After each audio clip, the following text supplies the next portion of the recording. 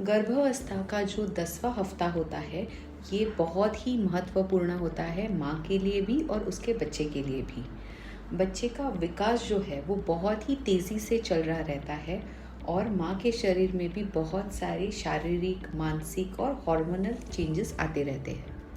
मैं हूँ doctor Neha Jadhav, obstetrician, gynaecologist और आईवीएफ स्पेशलिस्ट। पिछले 10 सालों से पिंपले सौदागर, पुणे में प्रैक्टिस कर रही हूँ। सबसे पहले हम डिस्कस करेंगे कि बच्चे के शरीर में क्या क्या चेंजेस हो रहे हैं। बच्चे का जो आकार होता है वो 3 से 3.5 सेंटीमीटर यानी 2 इंच का लगभग होता है और बच्चे का वज़न अराउंड 6 से 7 ग्राम जितना होता है। यानी अभी हमारा जो बेबी है वो छोटे स्ट्रॉबेरी जैसा दिखना शुरू हो जाता है। बच्चे का जो एम्ब्रियोनिक पीरियड है वो अभी ख़त्म हो गया है, इसलिए हम इसको अभी भ्रूण नहीं कहेंगे बल्कि हम इसको फीटस कहेंगे या फिर शिशु कहेंगे। बच्चे के जो इम्पॉर्टेंट ऑर्गन्स है वो भी डेवलप होना शुरू हो गए हैं, जैसे कि बच्चे का दिल है, बच्चे का ब्रेन है, बच्चे के चेहरे की सारी रचना बनना शुरू हो गया है और ऑलमोस्ट बहुत तरीके से पूरा होने लगा है। बच्चे की आँखें, बच्चे का नाक, बच्चे के कान, ये पूरी तरीके से बनना शुरू हो गए हैं। एक फेस की रचना बन चुकी है। बच्चे के हृदय का भी डेवलपमेंट बहुत तेज़ी से बढ़ रहा है और बेबी का ब्लड सर्कुलेशन होना शुरू हो गया है अभी। बच्चे की हड्डियां और मांसपेशियां जो है ये भी मजबूत होना शुरू हो जाता है। बच्चे की आँखों की जो आईलिड्स है वो बनना शुरू हो गए, पलकें बनना शुरू हो गई है। बच्चे के कान भी अच्छे से बन गए हैं।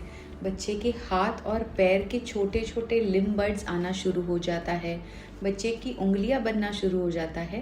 पर पहले ये जो उंगलियां थी वो एक दूसरे से जुड़ी हुई थी, पर अभी एक एक उंगली अलग अलग होना शुरू हो जाता है।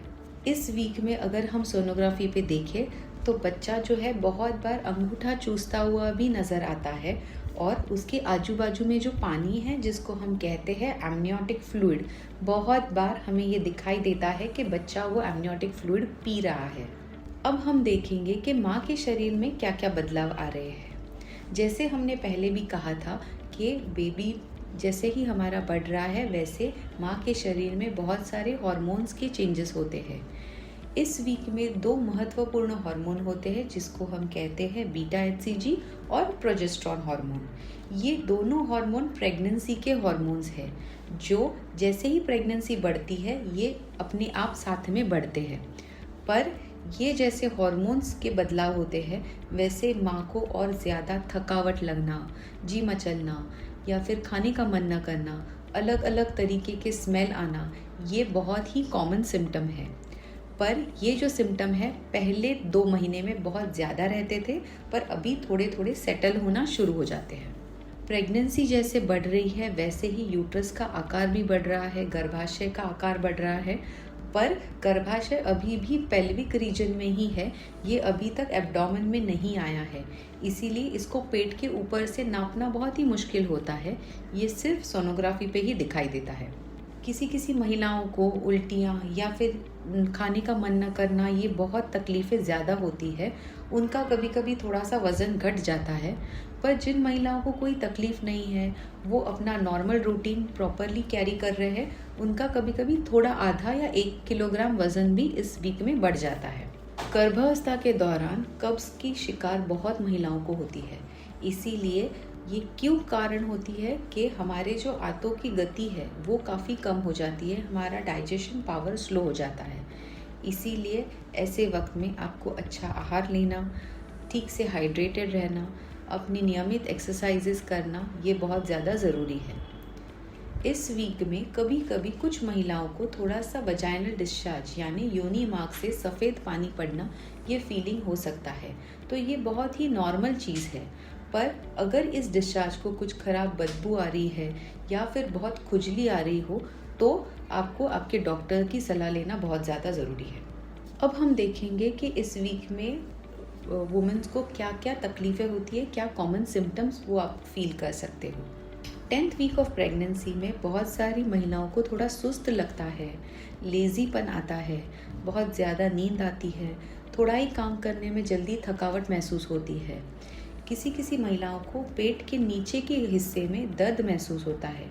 ये होना नॉर्मल है क्योंकि आपका गर्भाशय बढ़ रहा है, एक तरह की खिंचाव महसूस होता है। बहुत सारे लोगों को कभी कभी ब्रेस्ट में हेवीनेस लगना, टेंडरनेस लगना, ये भी नॉर्मल होता है, पर ये 3 महीने के बाद ये सिम्टम काफ़ी हद तक कम हो जाता है।